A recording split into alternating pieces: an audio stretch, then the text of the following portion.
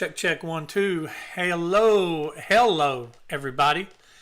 It's good to see everybody here tonight on this, our normal Wednesday night panel. I see we have quite a few people already in, and my beer's not even open yet. So, but we have quite a few people already in the chat. Sublime 130, Emily Graziano, Trevor Bullock, and it's good to see you guys. As you see, I've got beside me, I've got Carla. I don't know which side I'm on, so I'm just gonna wave to both. I am on your right side. Okay. Yep, that's where I am. And you're over here. You're in the closet. You're over there. Sounds good.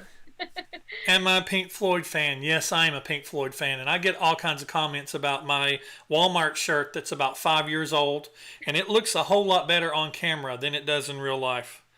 This shirt has been through a lot with me. It's been through yard work with me and painting with me. And this is usually just my lounging around the house shirt. And I'm going to talk about Kiss in a Pink Floyd shirt because I'm that guy that people I love it. That people hate. I'm talking about Kiss with a Pink Floyd shelf, so we're good. Yes, but you have your Ace shirt on, and I love that Ace shirt. I want that shirt. Not yours in particular, but I mean, I want that shirt. My buddy AJ Zetro, there he is in the comments. Good to see you, AJ. He posted on his Instagram that he got one in the big boy size, and I need a big boy size, and it looks so great. And I remember having Aces and Peters shirt when I was a kid back during the solo albums, and I had the one that had all four on it, and just such great artwork on those shirts, and the detail on those shirts is so good. The printing on them is so good.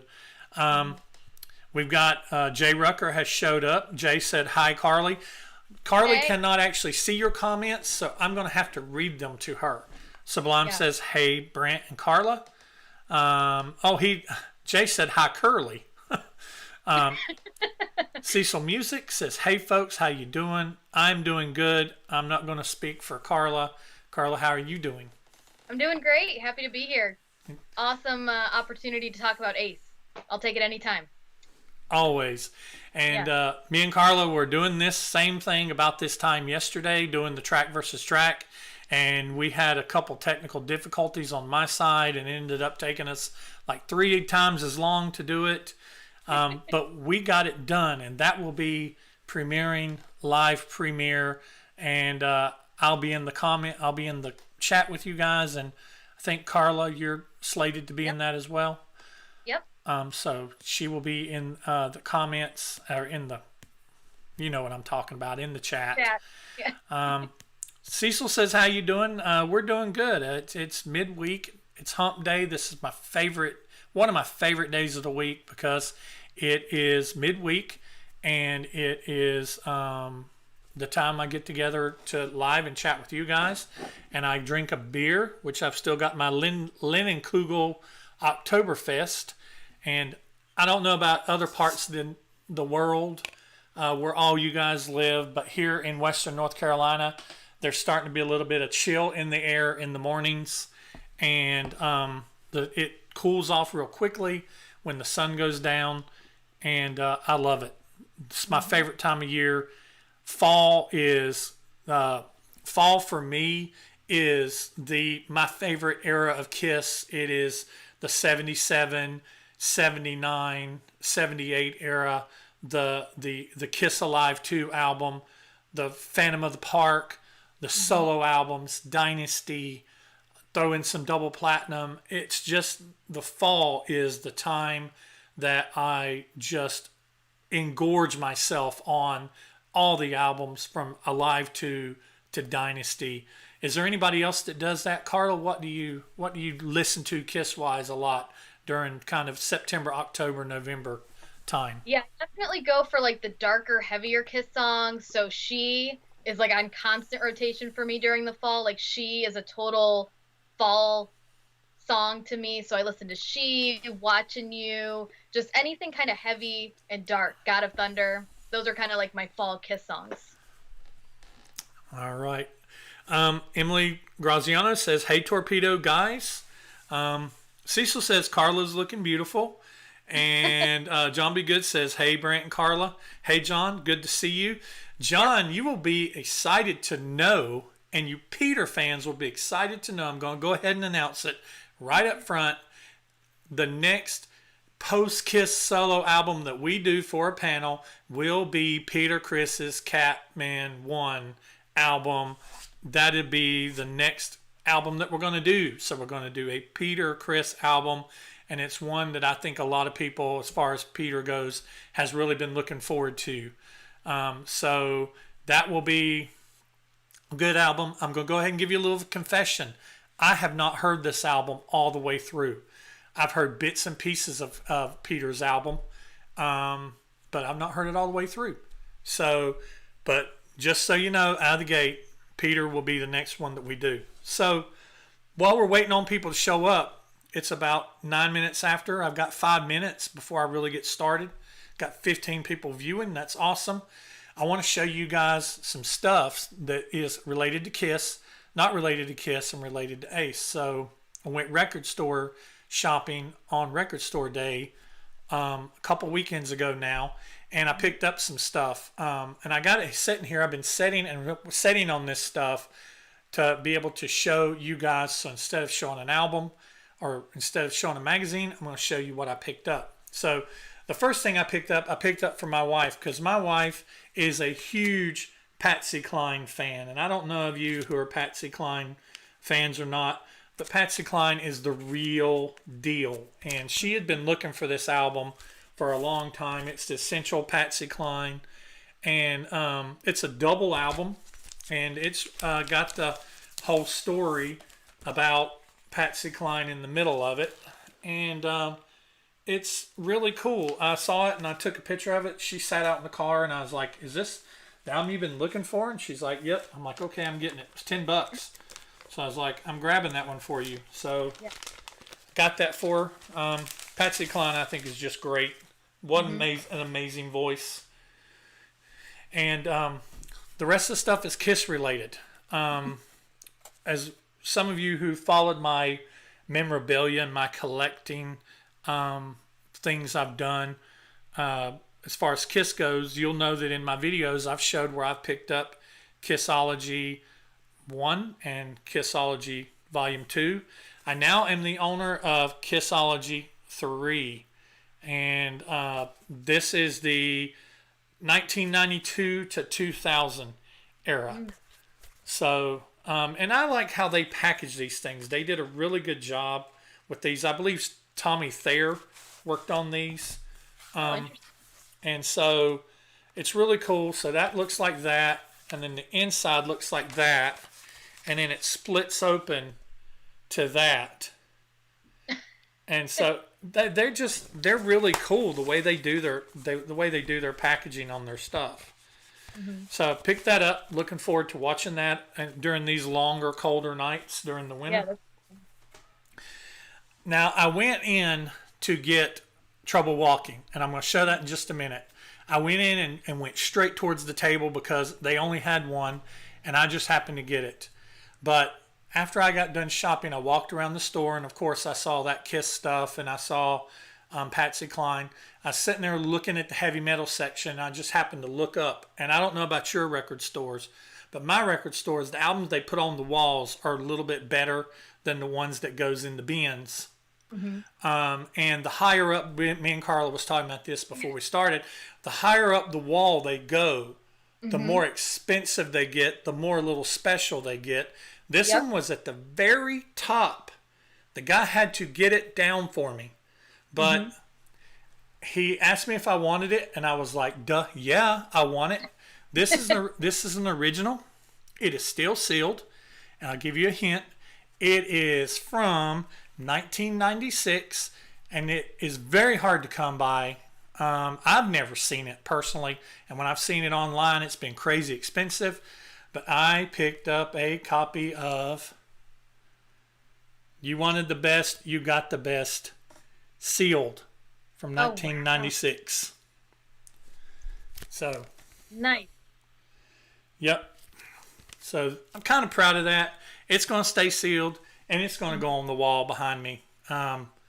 So there it is. Yes, Cecil, you wanted the best. Cecil can't fool you, man. You knew what it was. And so I have got my trusty knife here with me, and I'm going to take a drink in Ace's honor, even though he doesn't drink anymore. Right. And we're going to open up this bad boy. Carla has... But mine's going to stay sealed. I'm not going to open mine. Yeah, I'm going to open mine. Carla is going to leave hers sealed. But I'm going to open mine simply because I'm going to play it. Now, if any of you who haven't seen this or didn't get it, the original album is only a single LP. And the funny thing is, the guy who, this was $40 in my record store. The guy who owned the record store, whenever I was up there shopping, he's like, hey, did you see that original Trouble Walkin that I've got from 1989, still sealed, new in the bin up there? And I'm like, no. And I almost got it, but there was a guy that came in there that was looking for this album. He didn't get it. And he said that somebody on the phone had told him about the original sealed one that was in the bin. And so he got it. So I feel good that I didn't pick it up, because I would have got somebody getting an album and, you know. Trevor Bullock says, Carla's the smart one. So show of hands, who does not want me to open this? Because I really don't care. I mean, I know that they've already gone for $80, and I know they only printed 2,300 of them. Should I not open it? Should I not open it? I mean, Trevor wants me to open it. Ace is, and I think it's funny because all the stuff that he's putting out for Origins 2, he's got like 7 different colors of vinyl coming out for it. But I'm going to open this one. We're going to open this one because I want to listen to this, because it's full LP size, but it's 45 RPMs.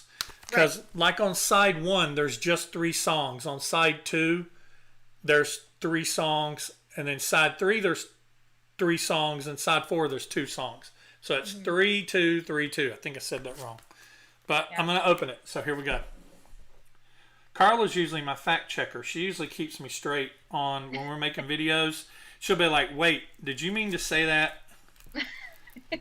And I'm like, yeah, but no, let's redo it. All right, I need to sharpen my knife, because I try to get this open to the point where I can keep the wrapper. Yeah. So I just pull it off and keep the wrapper. And if you don't have one, if you didn't get one of these albums, it's heavy. Like, I remember pulling this off the shelf and being like, oh wow, this is a lot heavier than I thought it was gonna be. So it's got some weight to it. It's nicely made. All right, so here comes the wrapper off. I'm opening it, John, okay? Give me a minute, dang it. All right, it's sealed. The seal is broken. All right, so there's the outside. It does not open up. It is not a gatefold. It's not open up. On the inside, we have 2 albums. That says that. On the back is pictures. Cool.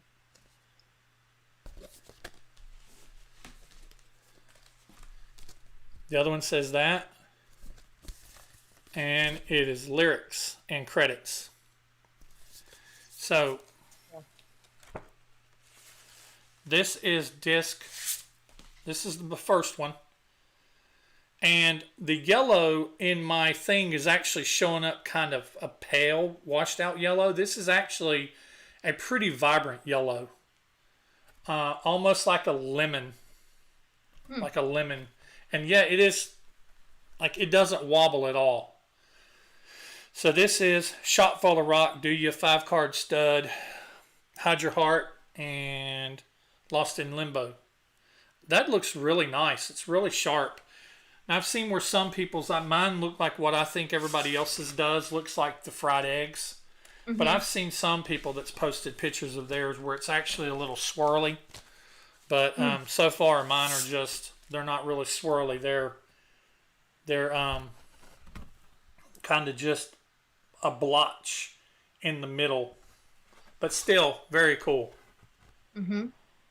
So there it is. It's open. So now, and it feels like it's about 180 gram. It feels really heavy. Yeah. All right. So yes, Cecil says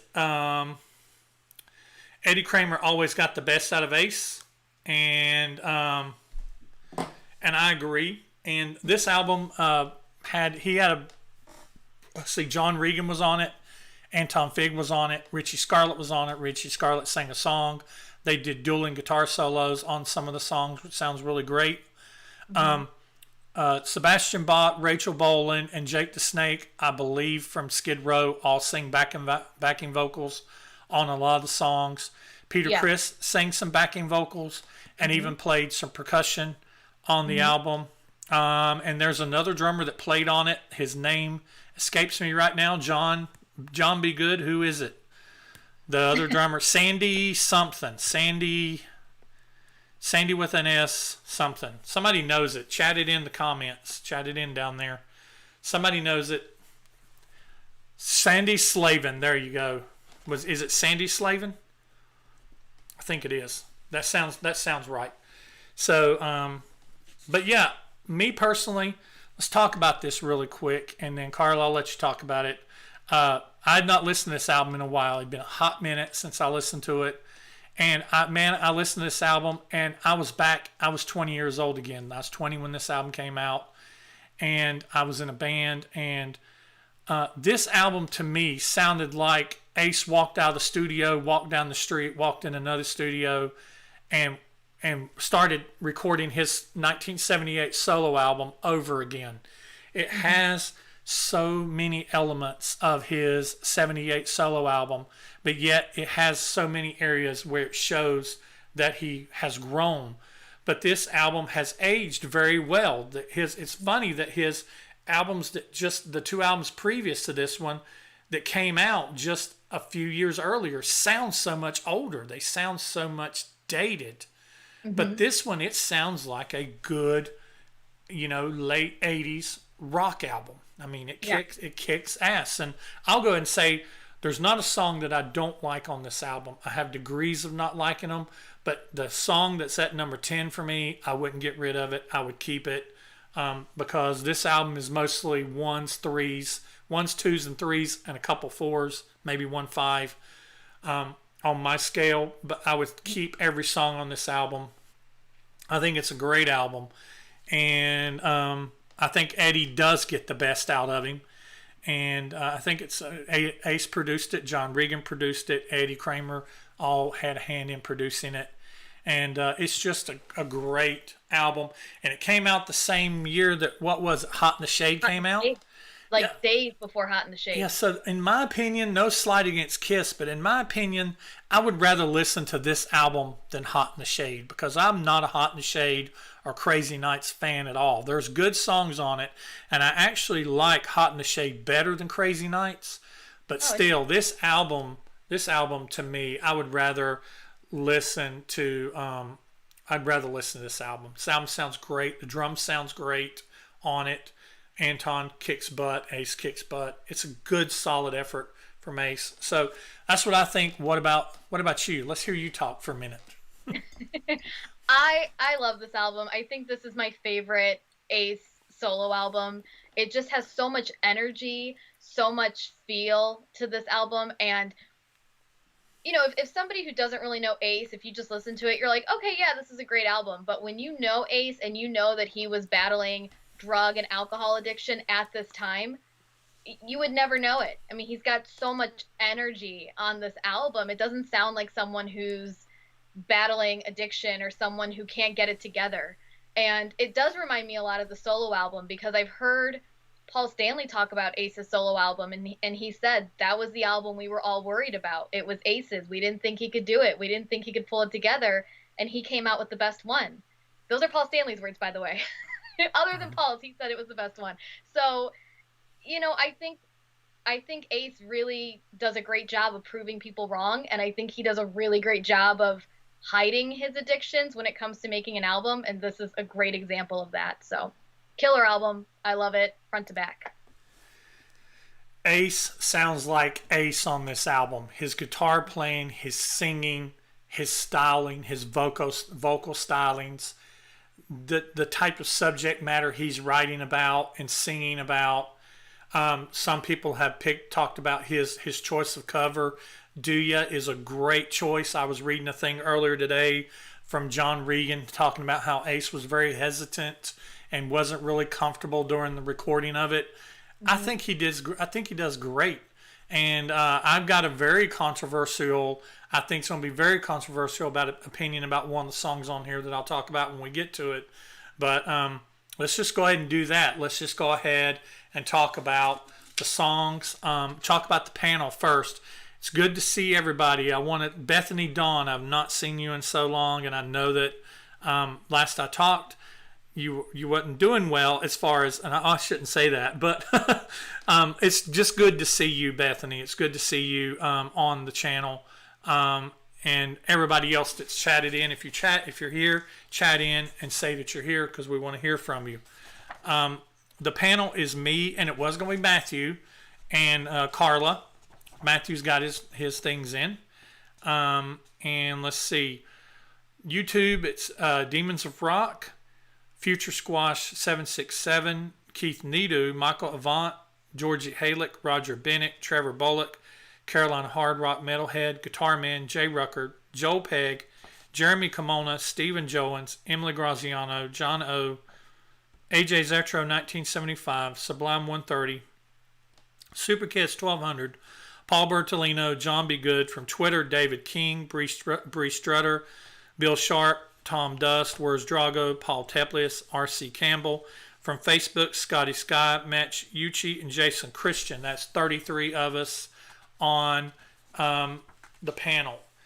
And John, I do remember that. I remember him being on Headbangers Ball, and there's a segment going around where he was singing with Skid Row. Skid Row, Sebastian Bach was singing a song, and they were just sitting and singing.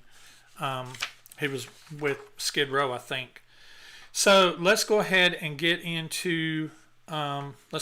into it. 10 tracks, and I'm going to let Carla give her predictions, and I'm going to let her give her predictions first, and we'll just go through it and go from there. So number 10, what is your prediction? I think the panel is going to go with Fractured 3. Okay. And guys, if you want to, throw your predictions in. I predicted that the panel was going to go with Fractured 3 as well, simply because it's an instrumental, and instrumentals have a tendency to not do well on the panels. So with got 2 sheets of paper here, with 117 points at number 3, the panel chose, not number 3, that'd be jumping quite ahead. 117 points at number 10, the panel chose Back to School.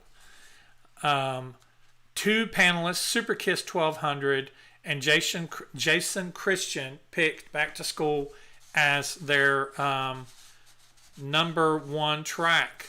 Me personally, I picked Back to School for me as 10 as well. And like I said, it's not that I don't like Back to School. There's just 9 tracks that I liked higher. And yes, believe it or not, I did not pick Fractured Mirror last. I actually enjoy Fractured 3 on this album. And it's actually up a little higher for me. But Back to School for me is number 10. It's just one of the songs on the album that doesn't really ever have anything that grabs me. Every other one of the songs on this album has a part that grabs me and don't let me go. But Back to School just doesn't really do it. So Back to School's my number 10. So where'd you pick Back to School for you? I actually picked it at number 10 as well. Pretty much for the exact same reason you did. It just doesn't grab me. And for some reason, the music on this song and the lyrics don't match for me. The lyrics are kind of like seductive and like spicy, and then it's like this rock music. I don't know. It's just I for some reason I wanted something more like Sweet Emotion. Like if those are the lyrics, I want something a little bit more like spicy. And it's just to me they just don't really go together. So Back to School was number 10 for me as well. All right. So that brings us to number 9. I'm having to change gears here between my two pieces of paper, and it's a little more difficult to do live. Where when I record, you see those nice little cuts. Mm-hmm. So, what is your pick for number 9? Your prediction for number 9. I think the panel is going to go with "Remember Me" for number 9. All right. My prediction for number 9, I thought the panel was going to go with "Lost in Limbo." I don't know why.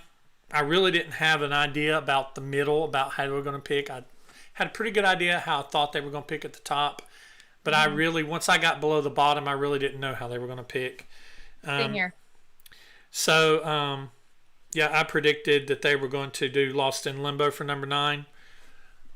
What they actually picked at number 9 with 121 points, they picked Fractured 3. So it didn't come in at the bottom, but it came in right there at it. Carolina Hard Rock Metalhead was the only panelist that picked it as their favorite song.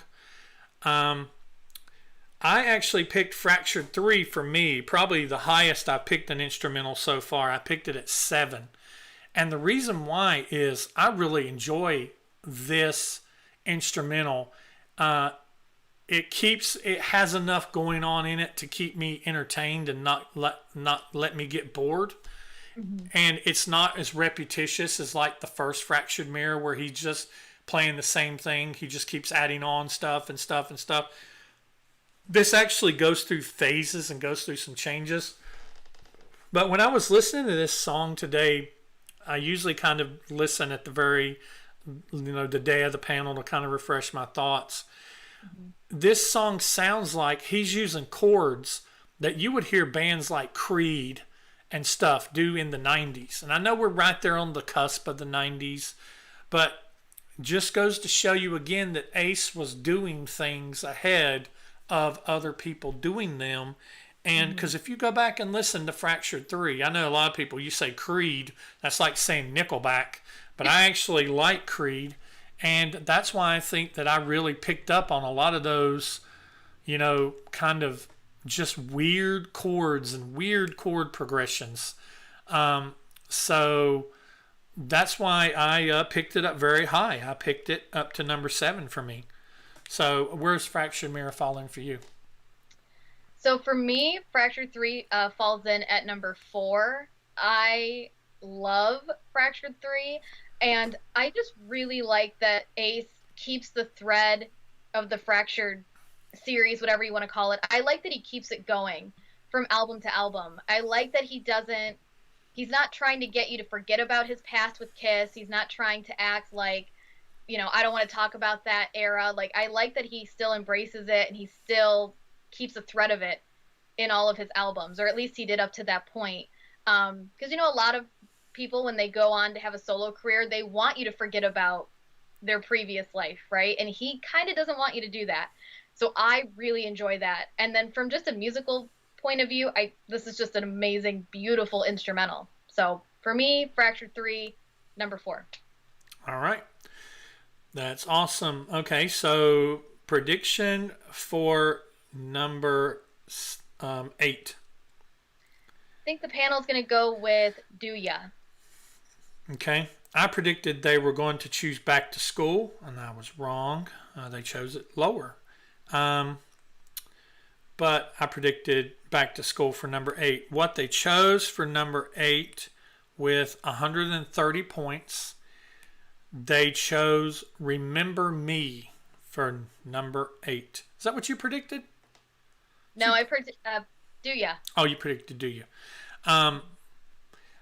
130 points, number 8, Remember Me. I see some people, they're getting them right.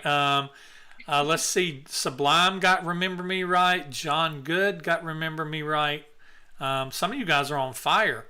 Um, but yeah, so two panelists, Joel Pegg and Bill Sharp, picked Remember Me as their number one song. Me, myself, I picked Remember Me at number 6. And I love Remember Me. I love that bluesy dun dun dun dun dun dun, dun that it has about it. I love Ace's vocals, looking down from Venus. I mean, just some of the stuff that he says and some of Ace's vocal stylings. He does it a lot in this song, not only on this album entirely, but on this song. And then just the jam, just the dual solo jam that it turns into. It's just a fun song. And sometimes I try not to listen to the words so much because the words, I think, are probably in the totality of the song, the words are probably the weakest link in this song. So I try not to get too deep into the words. Wow, Anthony or Aaron. I hate Remember Me more than dolls. Oh my gosh. I love dolls. That is a strong statement, my friend. Wow. Yeah, somebody said more than dolls. Wow. I like dolls. I think it's very experimental. It's Ace. But yeah. So for me, Remember Me is number 6. Well, you're about to really hate me then, because for me personally, I put Remember Me at number 2. I'm not a big blues person, so you would think I would hate this song, but I love it. I think his vocals sound great. I mean, this was a guy who was at one point too shy to sing his own songs, and you would never know that by listening to this. He's great. You can tell he's having fun on this track. He's just kind of doing what he wants. I like the lyrics, but I agree. I think the music part of this song is what really grabs you and keeps you listening to it. I think it might be, well, other than Fractured 3, it might be the longest song on the album. I could be wrong on that. But either way, great song. I love it. Number 2 for me. Yeah, it's pretty long. All right. So that brings us up to number 7. I think the panel's going to go with Lost in Limbo. That's what I put for number 7 for the panel. Okay. I predicted that the panel was going to choose Remember Me. I was just right. I've been right there around it, but I was wrong on that one. For number 7, I predicted Remember Me. For number 7, what they actually picked with 160 points, jumping 30 points. For number 7, they picked his version of Hide Your Heart. My friend, my childhood Kiss friend, Scotty Sky, picked Hide Your Heart as his favorite Kiss song. The panel picked it at number 7. Where I picked Hide Your Heart for me is number 4. And this is my controversial statement. Ace's version of Hide Your Heart is better than Kiss's version. Fight me over it. It's more genuine. Paul is trying to be Paul. Ace is just trying to sing a good song. Mm-hmm. And I think Ace's has a street feel to it. I mean, to hear Ace say Johnny better run is more convincing to me coming from Ace than hearing Paul going, Johnny better run. It's like, Paul's in a musical. He's in, or whatever. And I'm going to be more scared of Ace saying Johnny better run than Paul saying Johnny better run. So to me, this song's about a gang and it's about a fight. And Ace was in gangs and Paul, fighting over a woman. And Paul ain't going to fight over a woman. He's got his pick, so... to me, Hide Your Heart is hands down better by Ace to me. So that's why I pick Hide Your Heart at number 4 for me.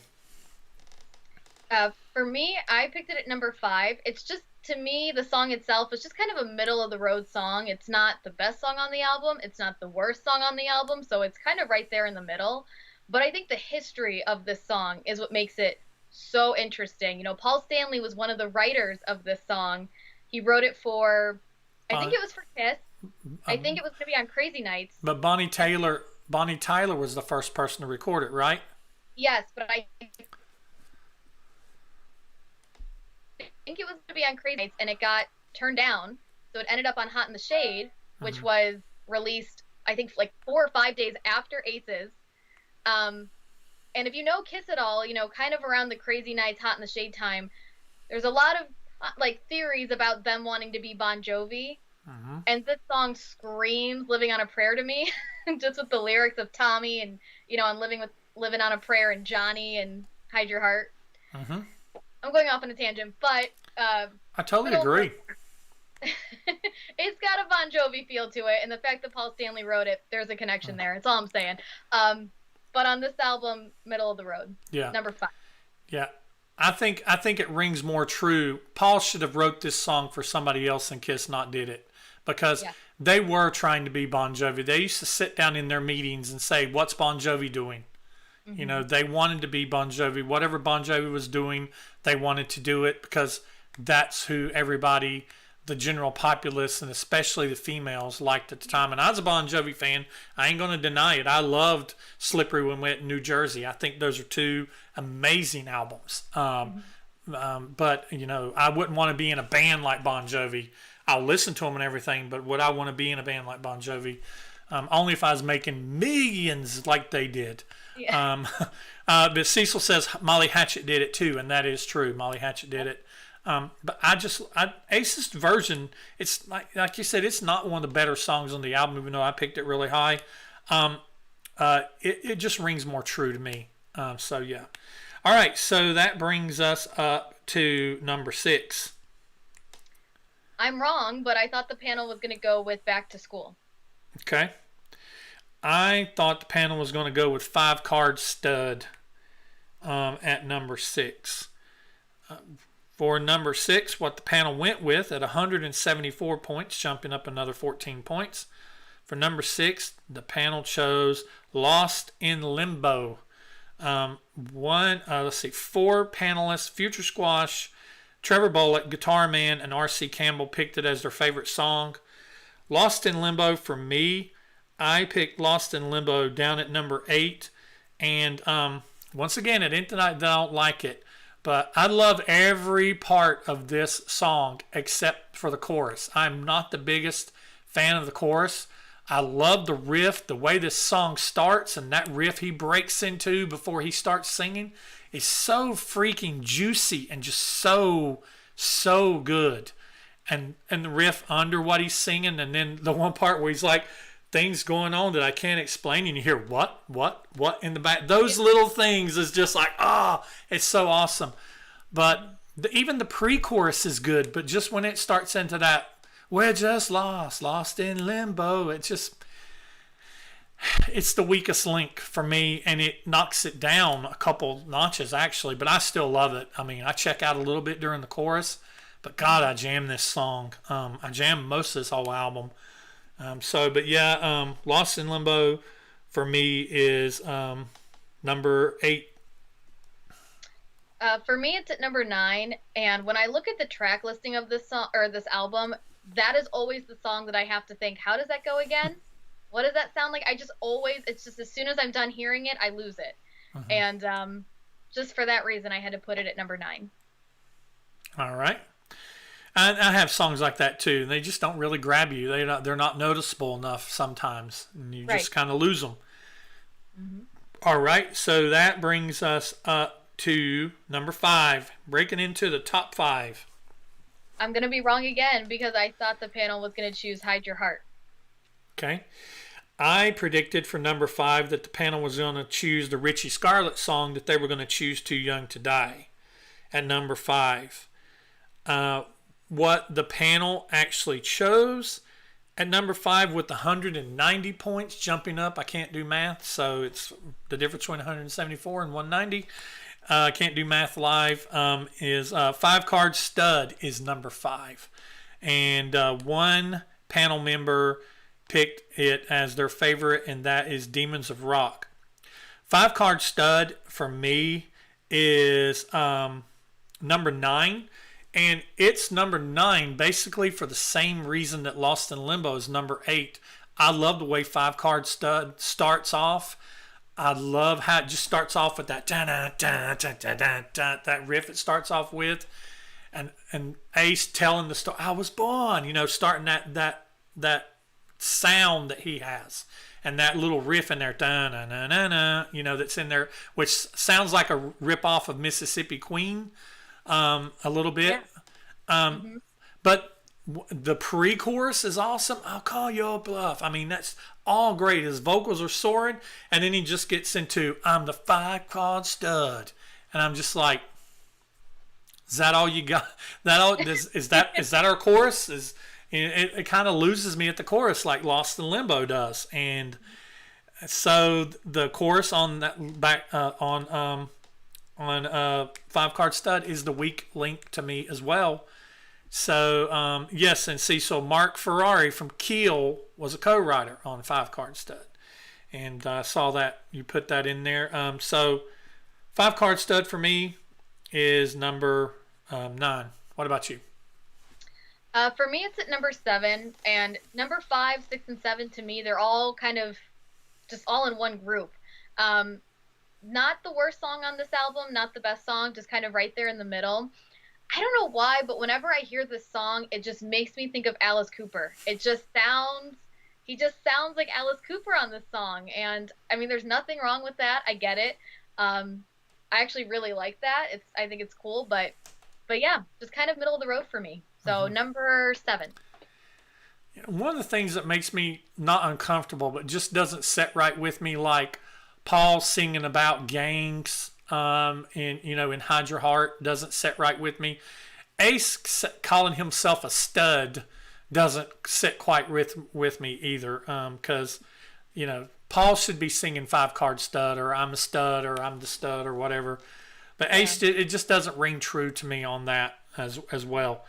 So that brings us up to number 4, approaching the top 3. I said the panel was going to choose Too Young to Die. Too Young to Die. So you've been right there with me, just right there at it, just missing it. I predicted that I thought they were going to like Hide Your Heart better. I didn't know the panel hated Hide Your Heart. I predicted that they were going to choose it for number 4. What the panel actually chose for number 4 with 197 points, 7 points higher, the panel chose Too Young to Die, the Richie Scarlett song. 4 panelists, Keith Nidu, Michael Avant, Jeremy Kimona, and Paul Teplis picked Too Young to Die is their favorite song. Too Young to Die, to me, is my 3rd favorite song on the album. This is a song that I remember not being a big fan of back in the day. This song actually has grown on me in the last 3 weeks that I've kind of started listening to this album again. Mm-hmm. I remember the first time I listened to it after probably not listening to this album in 20 years. This song started and Richie started singing, and I went, oh yeah, this is the Richie song. Yeah. And do I have to listen to a Richie song? Why can't they all be Ace songs? Mm-hmm. But now when this song starts, I'm just like, oh yeah, turn it up. That ding, ding, ding, ding, ding, ding, ding, ding, that just this whole pace that this song has. And so it went from being a song that I really don't care for to pushing its way all the way up to my number 3 song. So I like Too Young to Die for it enough to be my number 3. Yeah, for me, it's number 6. To me, this song is all about the drums. Like, that's what gets me into the song is the drums. Because normally, if Ace isn't singing it, it's automatically down on my list. But this song, I think, is really good on its own or without Ace singing. And then those drums are just so amazing. I love the drums on this song. That's what gets it for me. So, like I said, for me, it's at number 6. Alrighty. So that brings us up to number 3. The top three, guys. Hold on and get ready. I thought the panel was going to go with Five Card Stud for number 3. Okay. I predicted Do Ya for number 3 for the panel. And with 201 points, breaking into the 200s, for number 3, the panel chose Do Ya. 4 panelists, Emily Graziano, John B. Good, Tom Dust, and somebody else chose Do Ya as their favorite song. So, Carla, why don't you go ahead and tell me where you picked Do Ya at?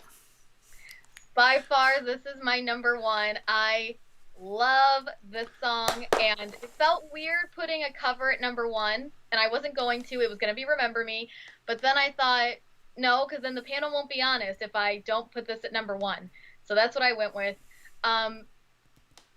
Maybe this is an unpopular opinion. I think this song is better than the original, and I think he totally made the song his own. And yes, there is an interview on YouTube when this album came out, and he's talking about the song, and he says, I didn't want to do it. It wasn't my idea. There's too many words. I couldn't do it. And he said he just had to keep listening and listening and listening. And he said it ended up being one of his better vocals on the album because he wanted to prove himself wrong. And I just think he did a phenomenal job. So by far, my number 1. I think somebody said in the chat earlier that they thought that he did a better job than ELO did. Paul, what's his name? What's the lead singer's name of ELO? Lynn? Paul Lynn. He actually did this song in 2 different bands, and honestly, I think Do Ya is a very decent song. I picked Do Ya at number 5, but Do Ya is probably could be a 3 for me. If I was to rate it, it'd be a 3 with 1 being the best. I think this song's great. I love the way the drums sound on this song. I love the way the bass drum, something about the bass drum, it has a little bit of extra punch on this particular song. Jeff Lynne, not Paul Lynn, Jeff Lynne. Yeah, Paulie Lynn, Jeff Lynne, yeah. And I thought Paul Lynn Halloween special? No, yeah. It is that time of year. I would love to hear Paul Lynn's version of this song. Do you want my love? It'd be something like that probably. But I think it's a great song, and it's a great version, and he picked a good song. He picked one that stretches him, and he just sounds so good. I love every time he says woman. It's just he says it with attitude. Da da da da da da da. Woman. It's like every time he says it, I grin because it's just he says it so convincingly. Yeah. And then do you want the ace? Yeah. I mean, do you want the ace? Yeah. Yeah. And he took a song and added his Ace vocal stylings to it. And hearing Do Ya makes me really excited for Origins too. You know, kind of a little sidebar. You know, we've heard Space Ace Trucking and we've heard the Beatles cover I'm Down. And I have been really stoked about these 2 songs that he's kind of released as teasers. And I'm really looking forward to hearing this album, hearing other people sing on the album, but hearing what Ace is going to do on the other songs as well. I'm really looking forward to Origins, and I'll definitely be probably talking about it. I may probably, instead of waiting until we get all the way to end of Ace, we may jump to the end and do Origins a little sooner than later. But yeah, so Do Ya is number 5 for me. So that brings us to the top 2. So if you've been playing along, you know which ones are left.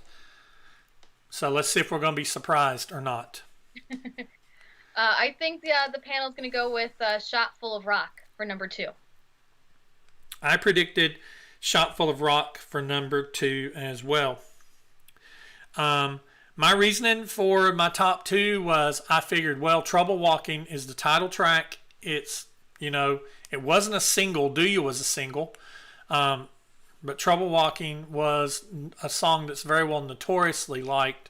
And Shot for the Rock is the first song on the album, and these first songs on these albums have a tendency to do well.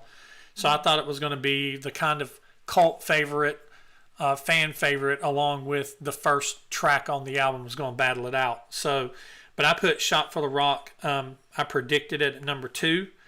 What the panel chose with 231 points, jumping 30 points to number 2, the panel chose Trouble Walking. 5 panelists: Jay Rucker, Stephen Jowens, John O, David King, and Bree Strutter picked Trouble Walking as their number 1 song. And for me, I picked Trouble Walking as my number 2 song. I love Trouble Walking, and every time I hear this song, it makes me laugh because the guys that I was hanging out with, we used to play this song in our band. This was the only song I think we learned to play off this album. And we would always joke around because we used to parody the lyrics to this song. And instead of saying, I am trouble walking, we would say, I have trouble walking. And so every time I hear this song now, I hear, I have trouble walking. And it's Ace. So Ace probably did have trouble walking. And once again, I mean, Ace, to me, Trouble Walking is, I know he's a bad boy and him and Peter the bad boys, but Ace saying I have trouble walking is more believable to me than Ace is trouble walking. Right, yeah. so his life. Yeah. But yeah, Trouble Walking, we had all kinds of parody lyrics. I was trying to think today what all we said, because we used to, I think the whole chorus was a parody. Peter is trouble walking, said Emily. And what Cecil says, Ace only has bad balance. Oh, has bad balance even when he's sober. Yeah, that's always been a thing, is in a lot of old photos, you see him holding on to people, especially Paul or Gene. Mm-hmm. There's one photo that came out recently where Ace actually has his arm intertwined with Paul's. And people was like, oh, Ace is probably drunk. Ace is probably drunk. But I've always heard that too, that he even said as part of his character that he staggers around on the way he does on stage because he's not yet acclimated to the gravity being different than it was on Jindal, so he played his drunkenness into his character. But Trouble Walking is number 2 for me. So Trouble Walking is actually number 8 for me. It's not bad. It's just, for some reason, the song never just grabbed me. It's not bad at all. I do like it. It's just definitely not my favorite song on this album. So for me, it's at number 8. The one thing that I don't like about this song, and it's not enough to really knock it down, but it's more of a production value thing. Listen to any other song on this album and listen to the way the drums sound especially, and listen to the way the guitars sound especially, but really the drums, the bass drum and the snare. The song before it, listen to the drums, and then listen to Trouble Walking. It's almost like it has no punch. It has no oomph. The production value on this song really lacked, in my opinion. I wish that it sounded better sonically, but as far as musically goes and content-wise, I think it's a great song. So that brings us to number 1. What was your prediction for number 1? I thought the panel was going to go with Trouble Walkin'. Yeah, I thought the panel was going to go with Trouble Walking also, but pretty decisively 9 more points higher than Trouble Walking at 239 points. For number 1, the panel chose Shot Full of Rock. 9 panelists: Matt Ucci, Where's Drago, Paul Bertolino, Sublime 130, AJ Zetro 1975, Roger Bennett, Georgie Halick, Matthew Smith, who would have been on here, and me picked Shot Full of Rock as their favorite song. This song, when I hear this song sets the tone for the rest of this album. You hear Shot Full of Rock and you're like, oh, fuck yeah, we're about to get down now. Shit is about to happen. Ace is back and he told you so. And it is just, Shot Full of Rock is just, it is great. It's largely rumored that Richie Scarlett wrote this, contracted by Ace, and the only reason Ace is credited on a lot of these songs is because he paid the people to write them. But I don't give a shit. It still sounds good. Shot Full of Rock is my number one song, and it's just badass. So what about you? Shop Full of Rock. Yeah, it's at number 3 for me. This is such a killer opening track. And I mean, you're absolutely right. This song sets the mood for the whole album. It tells you right off the bat, this is the kind of album it's going to be. Strap in, get ready. We're going to go for a ride. And it's so good. And there's moments of this song that kind of remind me of the Twisted Sister song, Burn in Hell. Like, it's not a copy of one another. They're like cousins.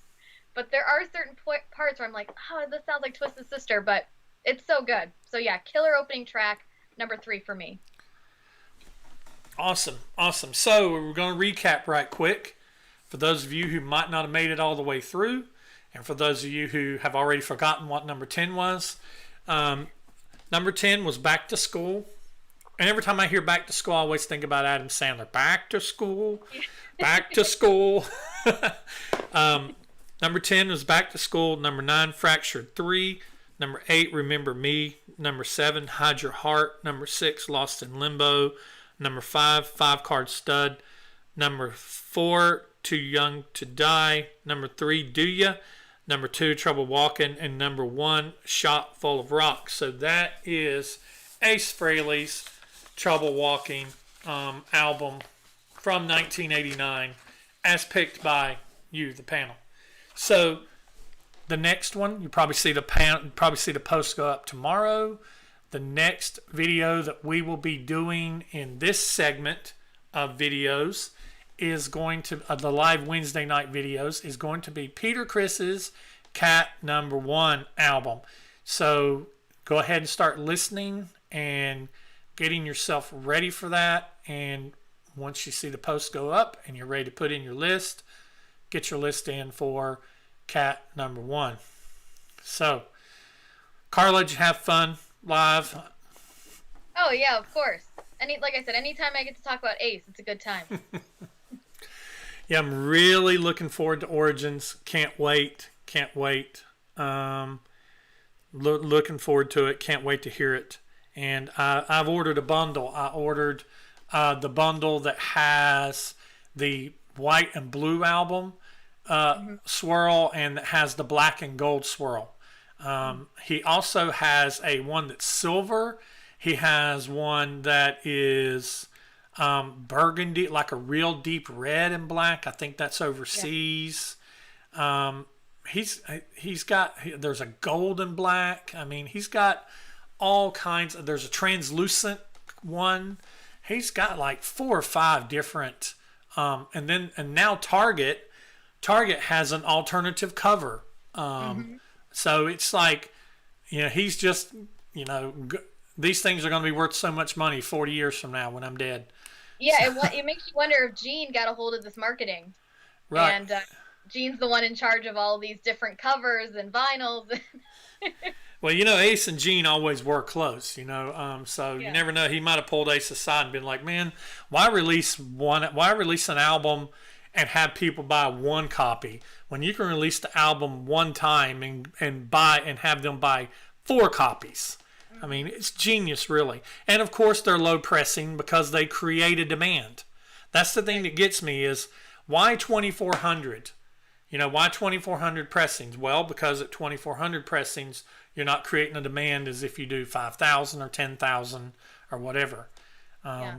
And they're doing so many. Like my son, Steven, who's been in videos with me, he texted me the other day and he's like, hey, Dad, do you have this Destroyer? And it was the new Walmart that's the lighter orange. And I'm like, no, I don't have that one. He's like, you want me to get it? Won't this be like your 500th Destroyer?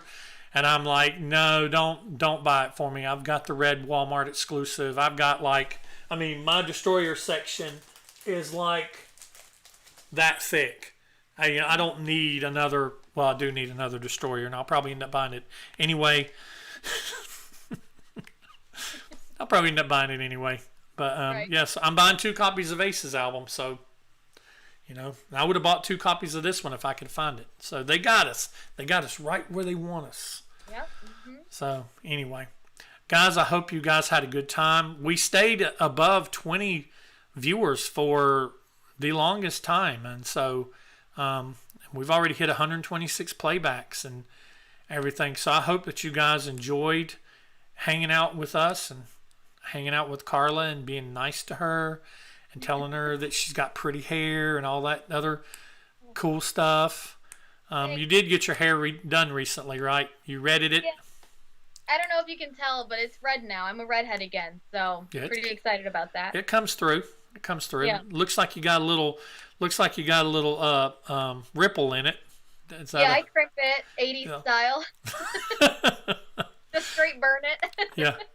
Oh, speaking of 80s, so you know that a lot of me and my wife went to see Bill and Ted last weekend. It's a normal movie theater, but they painted the back of their building white, and they're having people park in the parking lot behind the building to watch movies on the back of the building, and charging $15 a car. You can put as many people in the car as you want, $15 for a car. And this weekend, Friday night, we already got our tickets because it's like they only have a limited amount of sections. But Friday night, we're going to see on the big screen The Lost Boys and Halloween. Oh, awesome. Double feature. Halloween? The original Halloween. Mm-hmm. Lost Boys and the original Halloween. And I remember my first job, while I was going to college, when I was 18, 19 years old, I worked at a movie theater, and we was a dollar movie theater, so we were second run, and we played Lost Boys at Halloween. So it's like, this is like taking me all the way back. And I saw Halloween way too early as a kid. My mom let me watch stuff on HBO that I should not have been watching. So I saw Amityville Horror and The Shining and Halloween at that age, where it scarred me mentally, and now I like Kiss and horror movies. So, Yeah. and my buddy AJ Zetro, he's a big horror guy. If y'all don't follow AJ Zetro 1975 on Instagram, get your phone out right now. Go to Instagram if you're on it and look up AJ Zetro 1975 and follow him, because if you like horror and you like a guy that talks about beer and does little things about beer and horror movies and asks questions and has horror trivia, man, it's so much fun, and he is so awesome. And I call him Anthony all the time just to give him a hard time, but his name is A.A. Ron, and I don't know if he's still in the chat, but if he is, he'll catch this later, because he's a faithful panelist and he's been with me almost since the very beginning. So, and some of these people here I am coming up on 3 years in February, and that's going to be here before we know it. And it's an honor, and it's amazing how fast it's gone. And in some ways, it's gone slow, and in some ways, it's gone really fast. But Emily Graziano said, "One-sided ponytail, crimped hair, and a scrunchie. Yes." You're ready to be in almost any 80s movie. Oh, yeah. I'm ready. You're ready to go back to Valley Girl or Fast Times at Ridgemont High, or, you're ready. You're ready. Yeah, take it back. All right. Well, we didn't see the dog. The dog never made a guest appearance. I can't believe he's still sleeping. So yeah. he stayed asleep. Yeah. All right. Well, Carla's rocking the Valley Girl. That's right, Cecil. She sure is. All right. Well, we are gone for the night. So we will see you guys on Friday for Track versus Track.